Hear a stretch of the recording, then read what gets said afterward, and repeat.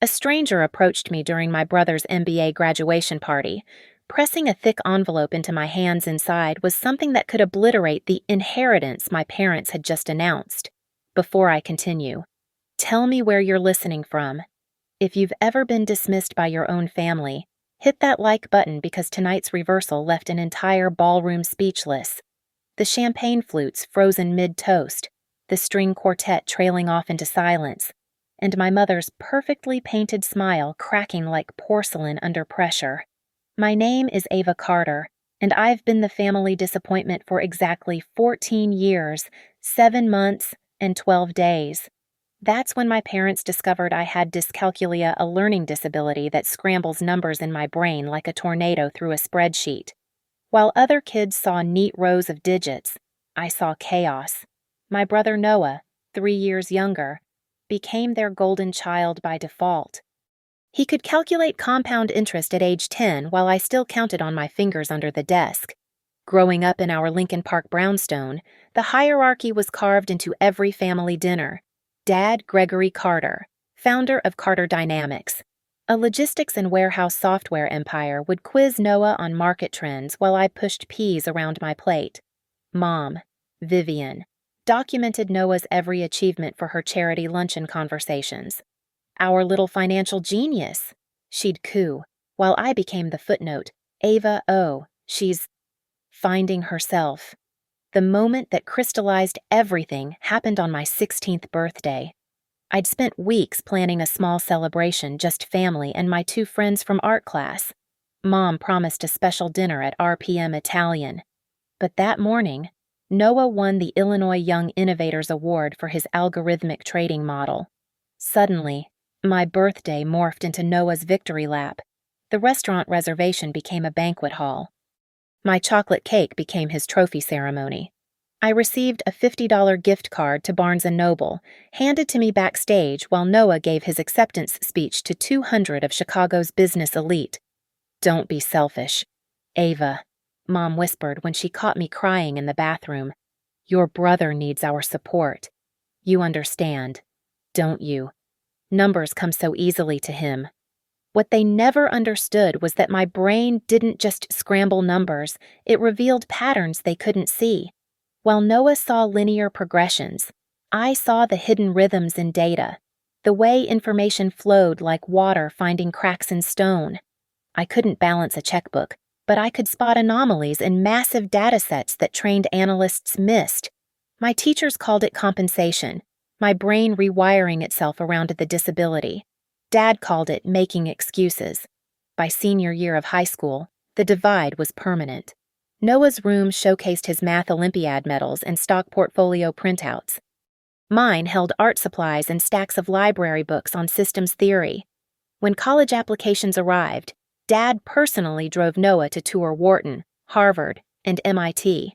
For me, he left community college brochures on my desk with a sticky note, realistic options. The trust fund revelations came later, during a rare family meeting in Dad's study. Noah would receive $10 million on his 25th birthday. Plus, executive positions at Carter Dynamics lined up like dominoes. My fund, $50,000, accessible at 30. For emergencies. Dad explained it with corporate efficiency. We invest where we see the highest return. Ava, that's just smart business. I learned that night that love, in the Carter household, had an ROI calculation, and according to their spreadsheet, I was a write-off. But here's what they missed while they were calculating my worthlessness every dismissal. Every sigh, every Noah would understand this better, became fuel. Not for revenge, not yet, but for something quieter. Determination. The kind that builds in darkness, unnoticed. Like compound interest, they were so sure I'd never understand. I started teaching myself in secret, using text-to-speech programs and visual mapping software to translate numbers into patterns I could grasp. While they celebrated Noah's acceptance to Harvard Business School, I was in my room, building my first data visualization model, turning their contempt into code. The last family dinner before I left for Chicago went exactly as expected.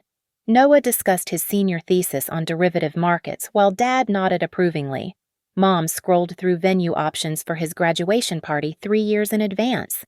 When I mentioned my acceptance to a data science program at a small state school, Dad didn't even look up from his wine.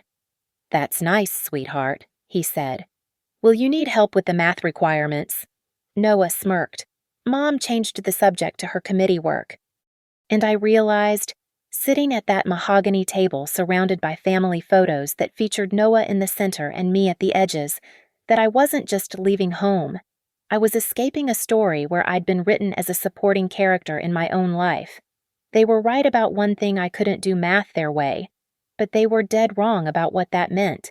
In 3 years, I'd show them exactly how expensive their miscalculation would be. Chicago saved me. Not the city itself, but the distance 300 miles between me and the Carter family verdict that I'd never amount to anything. I enrolled at Harold Washington College, one of the community colleges Dad had so thoughtfully suggested, but not for the reasons he assumed. It was strategic. Smaller classes meant professors who actually noticed when I used colored overlays to track data flows instead of traditional calculations. Dr. Patricia Kearns changed everything. She taught Introduction to Information Systems and spotted me using a music visualization app to understand database relationships. Instead of flagging it as wrong, she stayed after class. "You're not bad at math," she said, watching me work. "You just speak a different dialect of it." She introduced me to tools I'd never known existed: software that converted numerical patterns into sound waves, programs that turned spreadsheets into interactive heat maps. Within a semester, I was outperforming students who could calculate derivatives in their sleep. I couldn't tell you what 7 times 8 was without thinking, but I could spot fraudulent patterns in 10,000 transactions in minutes.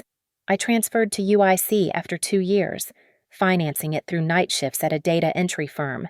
That's where I met Maya Rodriguez, the company's outside counsel handling a contract dispute. She was 15 years older, brilliant, and took no shit from anyone. We bonded over late-night sessions reviewing thousands of invoices. She taught me about intellectual property, corporate structures, and most importantly, how to protect your assets before you even have them. "You're building something," she said one night at 3:45, watching me run pattern recognition on supply chain data. "I don't know what yet, but when you figure it out, don't let anyone steal it." That's when Falcon was born, my side project that started as curiosity and evolved into obsession.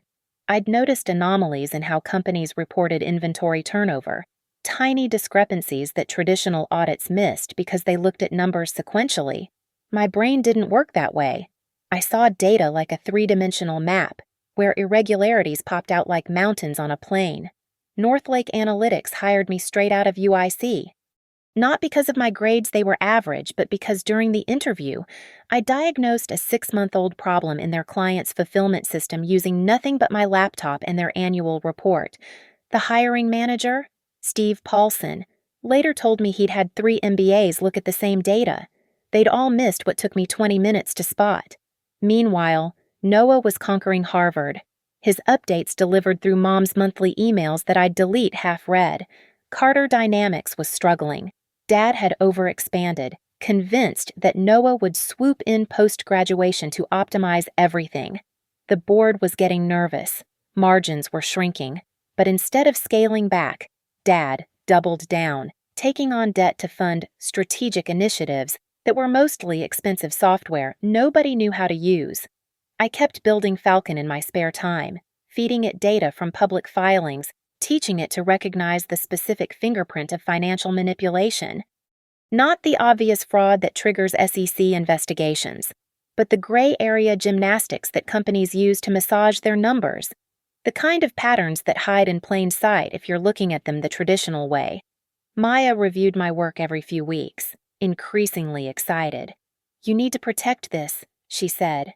"File for provisional patents. Set up an LLC. Keep everything separate from your employer." So I did.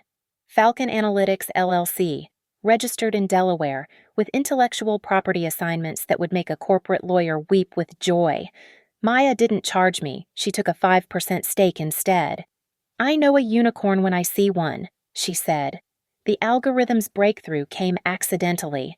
I was analyzing Carter Dynamics' public filings, call it morbid curiosity about the family business I'd never inherit. That's when Falcon started screaming. Not literally, but in its way, heat signatures blazing red where they should be cool blue. Revenue recognition patterns that didn't match inventory flows. Shipping confirmations that preceded purchase orders. The kind of thing that looked like timing differences to a human eye but screamed manipulation to my pattern recognition system. I ran it 3 times, certain I was wrong, but Falcon was insistent. Carter Dynamics wasn't just struggling, it was cooking its books, using a web of subsidiaries to inflate revenue. The technique was sophisticated enough to fool standard audits but primitive to my system. It was like watching someone try to hide an elephant under a tablecloth once you knew where to look. I should have felt vindicated. Instead, I felt sick, then curious, then, finally, focused. Because if Falcon could spot this, what else could it find? And more importantly, who else would want to know? That's when I started tracking Carter Dynamics lenders, particularly Ridgemont Capital, the private credit fund that held their revolving credit facility. If I was reading the patterns right, Dad's company was about 3/4 away from breaching their debt covenants.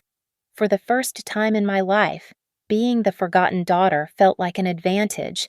They'd never see me coming. The invitation arrived via Mom's personal stationery, cream cardstock with gold embossing that probably cost more than my monthly grocery budget. Noah's MBA graduation celebration, it announced, as if anyone in Chicago's financial district hadn't already heard. The Parker Hotel, overlooking the Charles River in Boston. Black tie required, 7 o'clock sharp, May 15th. I almost didn't go, but Maya convinced me otherwise over drinks at her office. You need to see them in their element, she said. Besides, something interesting might happen. These things always do when there's that much money and ego in one room. The Parker Hotel's ballroom was exactly what you'd expect from Vivian Carter's event-planning crystal chandeliers, orchid centerpieces that cost more than most people's rent, and a string quartet playing Mozart while Chicago's elite pretended to enjoy it.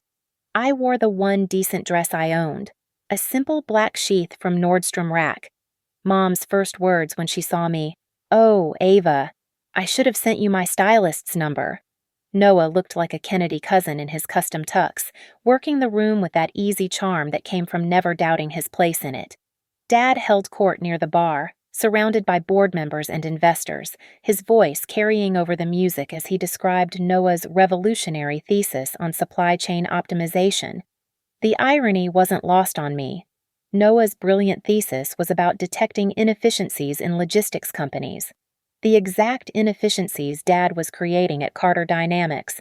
The announcement came during the champagne toast. Dad clinked his glass. The room fell silent. And there it was, the full scale of how differently they valued their children. Tonight, we celebrate not just Noah's achievement, Dad began, his voice thick with pride I'd never heard directed at me, but the future of the Carter legacy. Effective immediately, Noah will join Carter Dynamics as Executive Vice President of Strategic Development. Applause. Noah's practiced surprise face. Mom dabbing her eyes with a handkerchief she'd probably bought specifically for this moment. Furthermore, Dad continued, Vivian and I are pleased to announce our graduation gift. He paused for effect. $10 million in seed capital for Noah's investment fund, to be managed independently but under the Carter Dynamics umbrella. More applause. Noah hugged Mom, shook Dad's hand. The crowd murmured appreciatively about generosity and family values. And finally, Mom stepped forward, her voice sugar-sweet. The Lincoln Park property will be transferred to Noah's trust, ensuring the Carter family home remains with the next generation of leadership. The Lincoln Park property. Our childhood home. Yes, but also a $15 million piece of Chicago real estate, the place where I'd hidden in my room teaching myself to see patterns while they celebrated Noah's standardized test scores downstairs. That's when Mom noticed me standing by the dessert table. She glided over, champagne flute in hand, that smile she wore like armor firmly in place. "Ava, darling," she said, loud enough for the nearby clusters to hear. "You really should think about getting your own place soon. Now that Noah will be taking over the family properties, we wouldn't want you to feel temporary." "I have my own place. Mom, in Chicago. Have for 6 years." She waved dismissively. "Oh, that rental. I mean a real home. Though I suppose that's ambitious, given your situation." She touched my arm, a gesture that looked affectionate but felt like a dismissal. "We've given you so much already, haven't we? That college fund we provided, the car for your 16th birthday." The college fund was $5,000. The car was a used Honda Civic. Noah got a new BMW and $100,000 for his undergraduate expenses. "You understand, don't you?" she continued. "We invest where we see returns. Noah has proven himself. You've had your chance." People were listening now, pretending not to while they absorbed every word. This wasn't just about money or property. It was about publicly, definitively establishing the family hierarchy. Noah heir apparent. Ava charity case. I could have fought back. Could have mentioned my job at Northlake, the patterns I'd found in their own company's data. But something Maya had taught me held me back. Never reveal your position when the enemy thinks you're powerless. "I understand completely," I said instead, setting down my untouched champagne.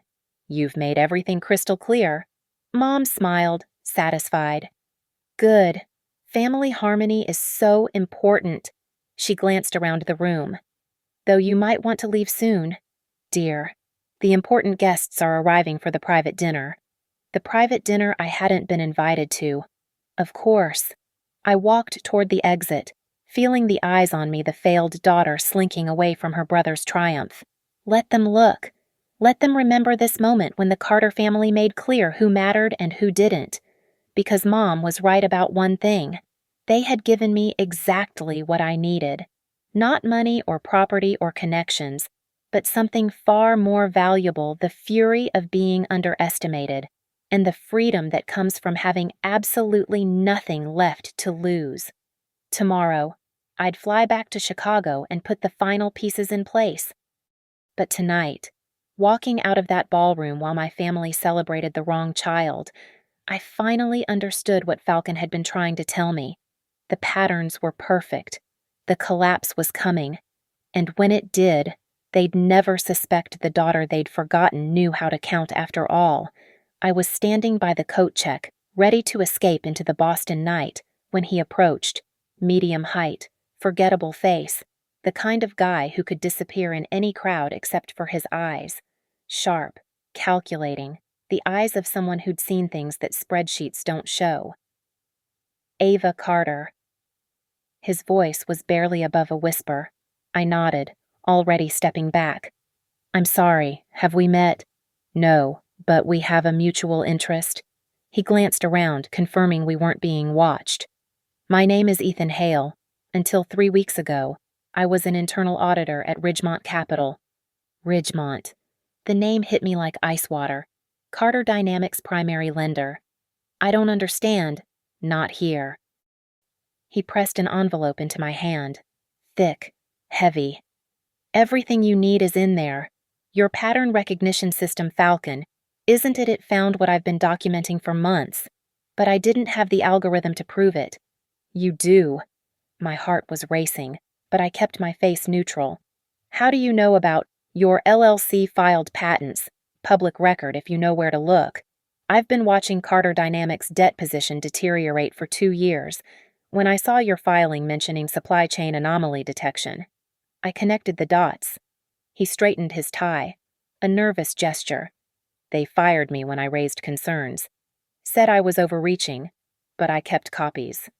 "Why give this to me? Why not the SEC?" "Because the SEC moves slowly, and your family would get warning. Besides," his smile was grim, "regulatory fines don't change power structures. What's in that envelope does." He started to leave, then turned back. "Check the third document carefully." "The mansion your mother just announced. It's not as free and clear as they think." Then he was gone. swallowed by the crowd of arriving guests for the private dinner I wasn't invited to. I made it to my hotel room at the Marriott, definitely not the Parker, before opening the envelope. My hands shook as I spread the contents across the bed. 3 documents, just as he'd said, each one a perfectly aimed shot at the Carter Empire's foundation. The first was a forensic accounting report, 40 pages of transaction analysis between Carter Dynamics and a shell company called Meridian Logistics Solutions. The pattern was intricate but clear. Once you knew what to look for, Meridian would purchase inventory from Carter Dynamics at inflated prices, hold it for 30 days, then sell it back at a loss. But here's the kicker. Meridian was funded by Carter Dynamics through a circular loan structure.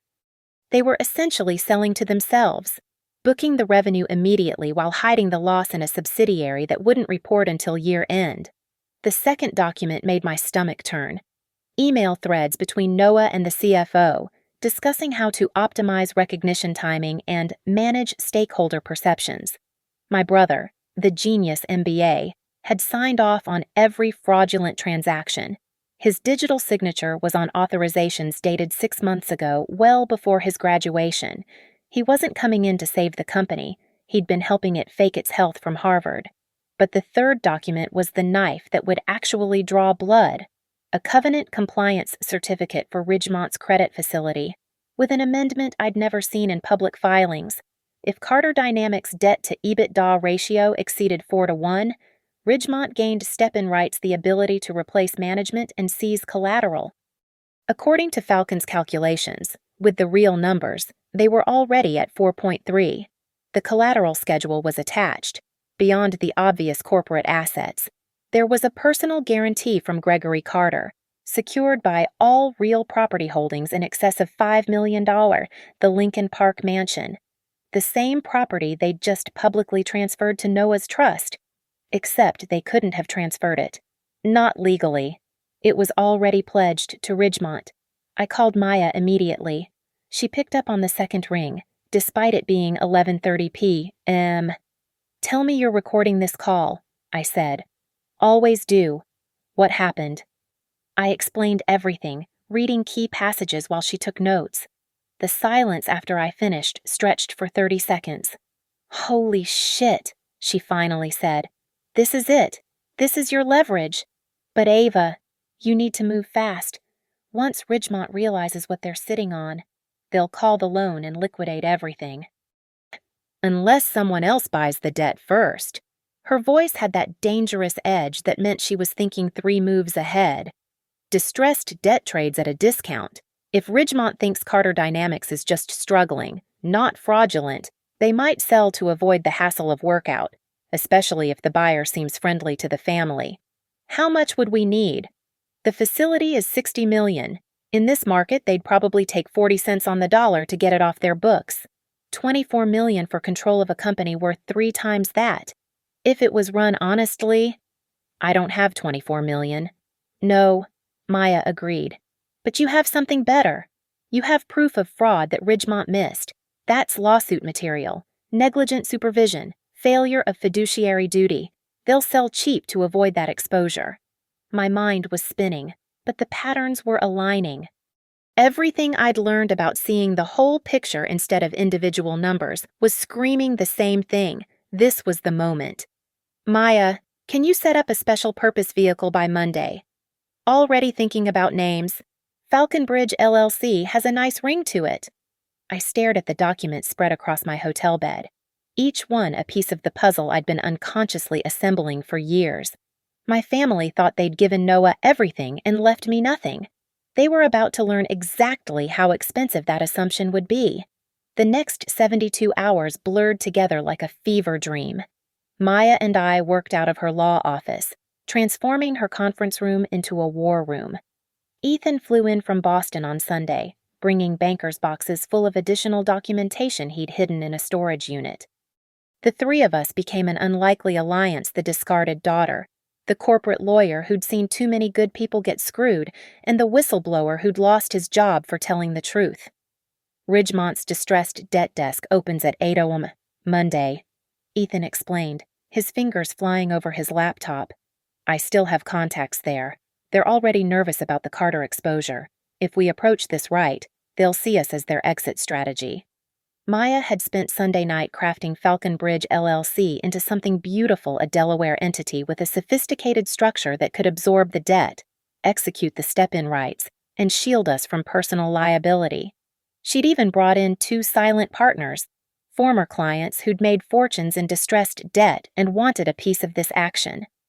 $28 million total commitment, she announced Monday morning at 6:45 a.m.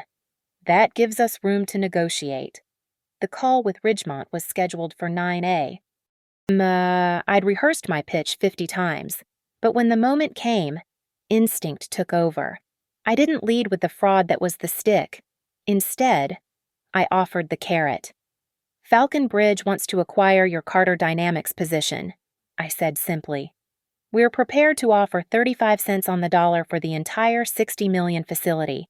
Cash, close by Friday. Silence. Then, that's below market for performing credit. It's not performing, I replied. Your own reports show they're at 3.8 times leverage. Our calculations show 3.2, well within covenant. This was it. The moment. Your calculations are based on reported EBITDA. Would you like to see what the actual number is? I screen-shared Falcon's analysis, walking them through the Meridian logistics manipulation in excruciating detail. Their side of the call went completely silent as I showed transaction after transaction, pattern after pattern. The algorithm had rebuilt their entire scheme, color-coded and time-stamped. If this is accurate. Their risk manager started. It's accurate, and it's actionable. The SEC would be very interested. So would your LPs when they learn you missed this for 2 years. I let that sink in. Or, you take our offer, close quietly, and this stays buried in workout documentation. They asked for 2 hours to discuss. They called back in 40 minutes. 40 cents, they countered. 37, I said. And we take the personal guarantees as written. Deal. $22.2 million. Maya's partners wired their shares within hours. I liquidated my 401k, sold my car, and emptied my savings a pathetic $150,000. But it was my stake. Ethan put in $300,000, his entire severance and savings. Best investment I'll ever make, he said. By Thursday, we owned Carter Dynamics debt. By Friday, we had the enforcement rights. The covenant cure period was 10 days, starting from formal notice. If Carter Dynamics couldn't get back into compliance, impossible, given the real numbers Falcon Bridge could execute. Now we need to serve notice, Maya said, reviewing the documents. Technically, we should use a process server, deliver it to their registered agent. No, I said. We do this publicly. At Noah's celebration dinner. She raised an eyebrow. That's Saturday. The one at the Chicago Athletic Club. The one where Dad's announcing Noah's official appointment to the board. 300 of Chicago's finest business leaders in attendance. I pulled up the event invitation on my phone. Of course I wasn't invited, but social media had helpfully documented every detail. We served them there, in front of everyone. That's aggressive, Ethan said quietly. It could destroy them socially as well as financially. I thought about 16-year-old me, crying in a restaurant bathroom while my birthday became Noah's celebration, about being told to leave the Parker Hotel because the important guests were arriving, about 27 years of being treated like a rounding error in the Carter family calculations. Good, I said. Maya started laughing.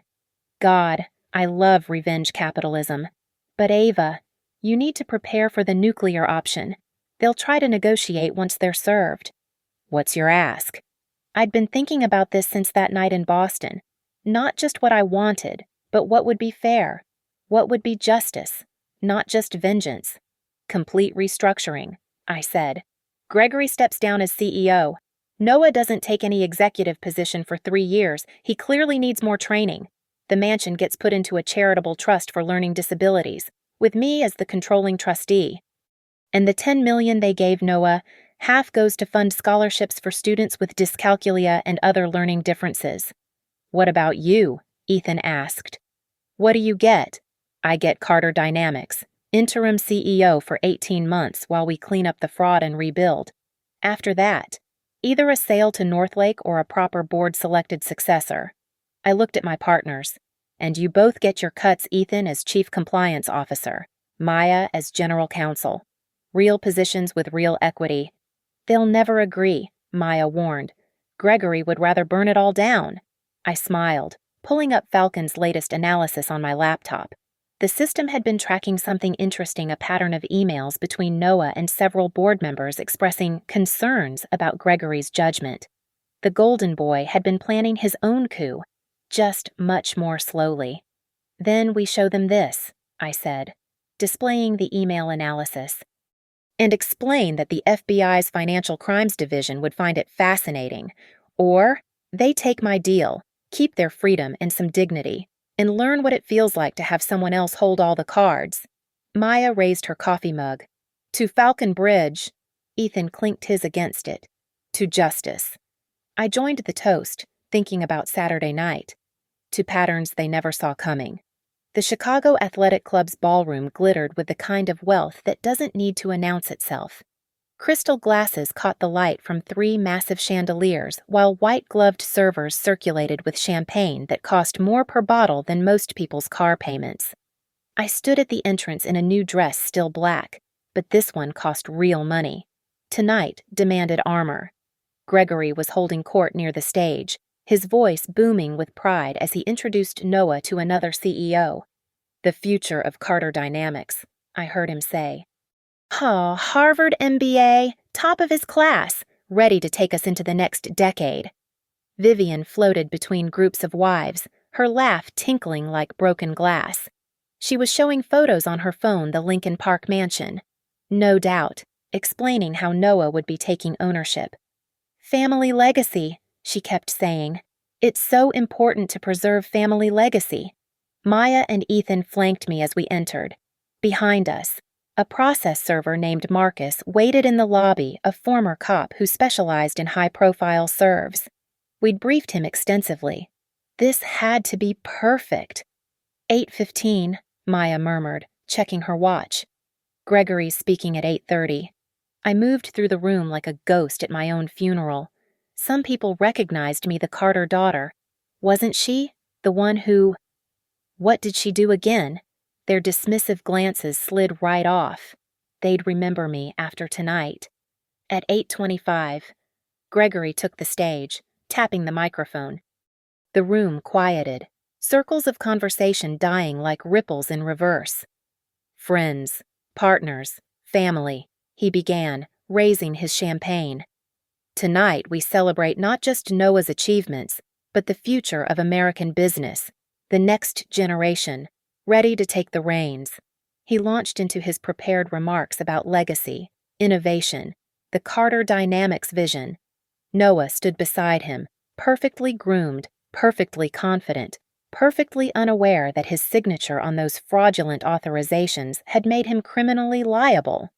And so, Gregory was building to his crescendo. It is my greatest pleasure to announce that Noah Carter will be joining our board of directors, effective Monday, with a trajectory to CEO within... Excuse me. My voice cut through the room like a blade through silk. 300 heads turned. I walked toward the stage, my heels clicking against the marble floor in the sudden silence. I'm sorry to interrupt, Dad, but there's some urgent business that can't wait. Gregory's face went through several expressions: confusion, annoyance, then the beginning of rage. Ava, what are you? This is highly inappropriate. Inappropriate! I reached the front of the room, turned to face the crowd. Let's talk about inappropriate. Ladies and gentlemen, my name is Ava Carter. Some of you might not know me because, unlike my brother, I wasn't worth introducing, but you'll want to know me now. Security, Vivian hissed, but I raised my hand. I wouldn't do that, I said calmly. Not unless you want tomorrow's Tribune headline to be about the FBI raid instead of this nice party. I nodded to Marcus, who entered with his official documents case. This is a process server. He has legal documents that need to be served to Gregory Carter and Noah Carter regarding Carter Dynamics debt obligations. The room erupted in whispers. Gregory stepped forward. "This is ridiculous." "You have no—" "I have everything," I interrupted. "Falcon Bridge LLC, which I control, purchased your entire $60 million credit facility from Ridgemont Capital this week, and according to the covenants you signed—" "Dad, Carter Dynamics is in default." Marcus stepped forward, handed Gregory the papers. "Gregory Carter, you've been served." He turned to Noah, whose face had gone pale. "Noah Carter, you've been served. Those covenants are based on our reported—" Gregory started. "Your falsely reported EBITDA." I finished. "Yes, I know all about Meridian Logistics. I know about the circular transactions. I know that Noah's been signing off on them since last October." I pulled out my phone, connected it to the venue's AV system, a little hack Ethan had arranged earlier. Would everyone like to see? The screen behind Gregory lit up with Falcon's analysis. The room gasped collectively as the pattern visualization played out money flowing in circles, creating phantom revenue, the mathematical proof of fraud displayed in undeniable clarity. "This is slander." Noah finally found his voice. "It's math," I corrected. "The one thing you thought I couldn't do. Turns out I just do it differently than you expected." Gregory's face had turned an alarming shade of purple. "You're destroying your own family." "No," I said quietly, but the microphone carried it everywhere. "You destroyed it the day you decided one child was worth $10 million and a mansion while the other was worth a $50 gift card. You destroyed it every time you told people Noah was the future while I was just—" "What was it?" Mom said. Finding myself, I turned to address the crowd directly. "Here's what happens now. Carter Dynamics has 10 days to cure the covenant breach, which is mathematically impossible given the actual numbers. After that, Falcon Bridge executes its step-in rights, unless—" The pause stretched. Gregory's hands were shaking. "Unless what? Unless you accept our restructuring terms. They're quite generous, considering the alternative includes FBI involvement." I smiled, not kindly. "You have 72 hours to decide. The term sheet will be delivered to your lawyers Monday morning." I started to leave, then turned back. "Oh, and Mom, about that mansion you just announced Noah would inherit. Check the collateral documents in that notice. It's been pledged to the lenders, now us, since 2022. You can't give away what you don't own." The room was dead silent. 300 of Chicago's most powerful people, speechless. "Enjoy your party," I said, walking toward the exit. "I hear the dessert course is excellent. Costs about what you thought I was worth on my 16th birthday." As I reached the doors, I heard the sound of Gregory's champagne glass hitting the floor, shattering like every assumption they'd ever made about their worthless daughter with a learning disability. Maya and Ethan met me in the lobby, both grinning like sharks. Marcus was already gone, his job complete. "That was—" Ethan started. "Justice," Maya finished. "That was justice served at exactly the right temperature." Behind us, we could hear the ballroom erupting, voices raised, chairs scraping, the sound of a celebration becoming a crisis management session. Tomorrow, the calls would start, the negotiations, the begging, but tonight, walking out into the Chicago night, I felt something I'd never experienced in 27 years of being a Carter, the power of being underestimated until the exact moment you choose to show them what you're really worth. The law offices of Brennan, Katz and Associates occupied the entire 42nd floor of the Willis Tower. Monday morning, 9 a.m. sharp. We sat on one side of their largest conference table. Gregory, Vivian, Noah, and their army of lawyers sat on the other. The city stretched out below us, indifferent to the family empire changing hands. "This is extortion," Gregory's lead counsel. William Brennan started. "It's business," Maya replied smoothly, sliding the term sheet across the table. "Your client signed these covenants. He pledged these assets. The mathematics are indisputable." I opened my laptop. Falcon already loaded. "Would you like me to walk through the fraud analysis again? I have 17 different visualizations that show that won't be necessary. Brennan cut in, his eyes fixed on Gregory. They'd clearly had difficult conversations over the weekend. Gregory looked like he'd aged 10 years in 2 days. His usual commanding presence had crumbled into something desperate. Ava, surely we can discuss this as a family. We stopped being a family when you announced to 300 people that I should leave with nothing, I said. Now we're creditor and debtor. Let's review the terms. Maya took over, her voice clinical. 1. Gregory Carter resigns as CEO immediately, transitioning to non-executive advisor with no operational authority. 2.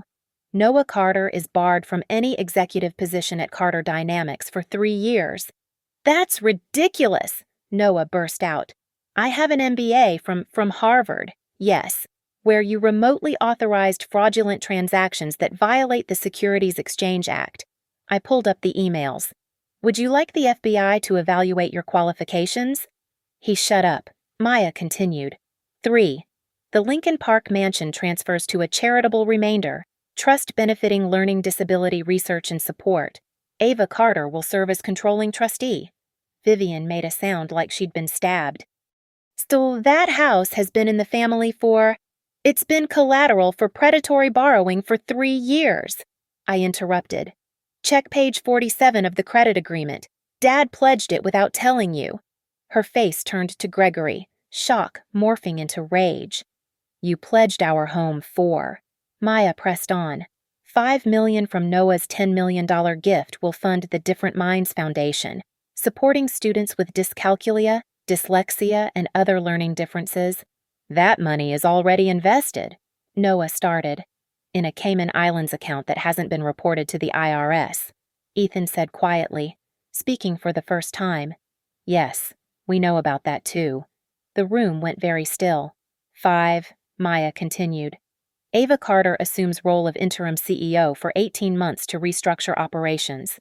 After that, either a sale to Northlake Analytics at $65 million valuation or transition to a board-selected successor. $65 million, Brennan scoffed. The company's worth twice that. Not with fraud liability hanging over it, I said. Not with the SEC circling. $65 million is generous. I stood, walked to the window. The Chicago River wound below. The same view Gregory must have admired countless times while making deals. There's an alternative, of course. We execute the step-in rights, liquidate assets at fire sale prices, and you can explain to the U.S. attorney why Meridian Logistics has been washing revenue for 2 years. This is revenge, Gregory said, his voice hollow. Pure revenge because we didn't coddle you enough. I turned to face him. No, Dad. Revenge would be destroying you completely. This is restructuring.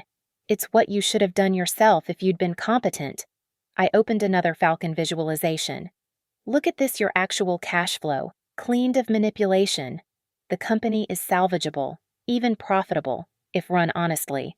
I'm not destroying Carter Dynamics. I'm saving it from you. And if we refuse, Vivian asked, her voice ice. Then at 9 a.m. tomorrow, we file notice of acceleration with the court. By noon, we'll have frozen all corporate accounts. By 5 p.m., the Tribune will have the full fraud documentation. I closed my laptop. Your choice. Gregory's hands shook as he reached for the term sheet. I need time to review. You have until 5 p.m. today, Maya said. The terms are non-negotiable. What about me? Noah asked. And for the first time, he sounded young, lost. What am I supposed to do for 3 years? I studied my brother, the golden child who'd never questioned his place at the top of the family hierarchy. Ethan found something interesting in your Harvard coursework, your undergraduate passion before Dad pushed you into business. Biomedical engineering. You wrote a thesis on diagnostic tools for neurological conditions. Noah blinked, surprised I knew about it. The Different Minds Foundation will fund research positions. I continued. Real work, real impact. You could actually help kids like I was. Instead of pretending to be a financial genius, you're not. You're giving me a job. I'm giving you a chance to be something more than Dad's clone. Whether you take it is up to you." The room fell silent. Gregory stared at the term sheet like it might spontaneously combust. Vivian sat frozen. Her perfect composure finally cracked. Noah looked between his parents and me, calculation shifting to something else, maybe understanding, maybe just exhaustion. "There's one more thing," I said, pulling out a single sheet. Page 12, Section 8. Upon successful restructuring, 10% of the company's equity goes into an employee ownership trust. The people who actually build Carter Dynamics' value will own part of it. That's socialism," Gregory sputtered. "It's sustainable capitalism," I corrected. "Something you'd know if you'd ever looked beyond quarterly earnings," Brennan whispered urgently in Gregory's ear. More lawyers huddled. Vivian hadn't moved, hadn't even blinked, staring at the mansion provision like it was written in blood. Finally, at 4:47 p.m., Gregory picked up the pen. "I could have been a good CEO," Noah said quietly as Gregory signed. "If I'd had the chance to learn properly." "You could have," I agreed. "But you were too busy being the favorite to notice you were also being set up to fail." The pen scratched across paper. 27 years of being dismissed, deleted with each signature. When it was done, when the documents were fully executed and notarized, I stood to leave. "The transition team arrives tomorrow at 8 a.m. Don't be late." As I reached the door, Vivian finally spoke. "You planned this for years." I turned back one last time. "No, Mom. You planned this the day you decided one child deserved everything and the other deserved nothing." I just recognized the pattern. The 42nd floor conference room felt smaller the second time. Tuesday morning, 8 a.m. sharp. But now I sat where Gregory had been, Maya and Ethan flanking me. Gregory sat across from us, diminished, while Vivian hadn't come at all. Noah sat at the far end, silent, holding a folder I recognized his old bioengineering research. "The transition team is already in your offices," I said, sliding the execution documents across the table. "They'll need full access to all systems by noon." Gregory's hand trembled as he signed the CEO resignation letter. The pen seemed to weigh 1,000 pounds. 27 years building this company. "You built it on your children's backs," I said evenly. "One to worship, one to discard. The company will survive. Your management won't." William Brennan nodded to his client. Everything was in order. The lawyers began filing out, leaving just family. Former family. Whatever we were now. Noah stood first. "The biomedical position at the foundation, is that real?" "As real as you make it," I said. "The lab space is already secured. The funding is guaranteed for 5 years. What you do with it is your choice." He met my eyes for perhaps the first time in our lives as equals.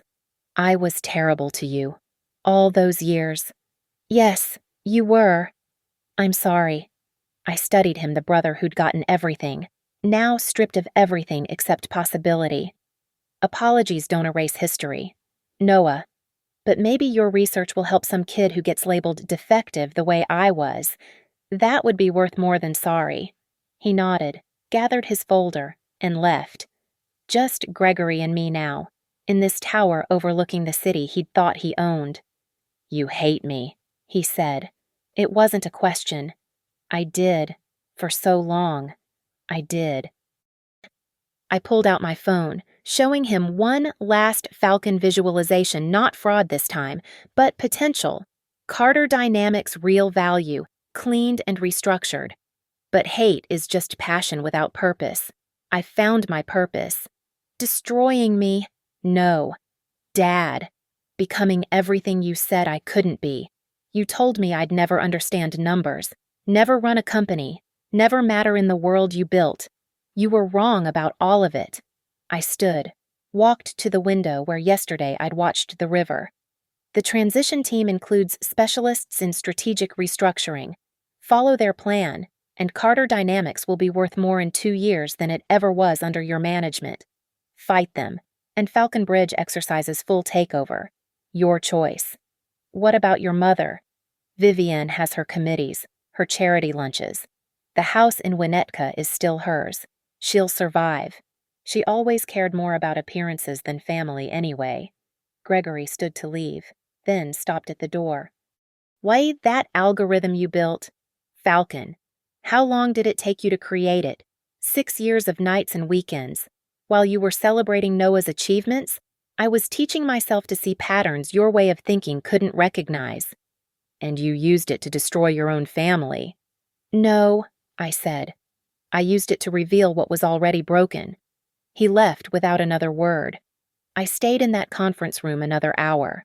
Maya and Ethan having gone to file the court documents, the city moved below, indifferent to the small revolution that had just taken place in one family, one company. My phone buzzed. A message from Steve at Northlake. Heard you're available to consult on a new acquisition. Interested? I smiled, typing back, give me 18 months to clean this one up first. Another message, this one from an unknown number. I opened it a photo of Noah at his new lab, wearing a research coat instead of a suit. No message, just the image. Maybe that was enough. The last message was from Vivienne. 2 words, you won. I deleted it without responding. She still didn't understand. This was never about winning or losing. The zero-sum game they'd forced on their children. It was about restructuring, taking something built on lies and rebuilding it on truth. The sun climbed higher over Chicago, light streaming through the conference room windows. In 18 months, Carter Dynamics would be either sold or transformed. The mansion would host its first summer program for kids with learning differences. Noah might actually discover something that mattered. And I would move on to the next pattern, the next problem, the next proof that the girl who couldn't do math had understood the only equation that mattered. Power isn't inherited. It's taken by those willing to see what others miss. I gathered my things, locked the conference room behind me. Downstairs, Carter Dynamics was getting its first honest audit in years. The numbers would be brutal, but real. The patterns would be clear, but true. I walked out onto Jackson Boulevard, the city loud and alive around me. My phone rang. Another company had heard about Falcon, wanted to discuss licensing the algorithm. I let it go to voicemail. There would be time for that tomorrow. Today, I had successfully restructured my entire life, starting with the family that never knew my worth until I showed them the bill. The doorman at the Willis Tower nodded as I passed. Have a good day, Ms. Carter. It's already perfect, I said, stepping into the Chicago morning. Behind me, 42 floors up, the papers that transferred an empire sat on a conference table, signed and sealed.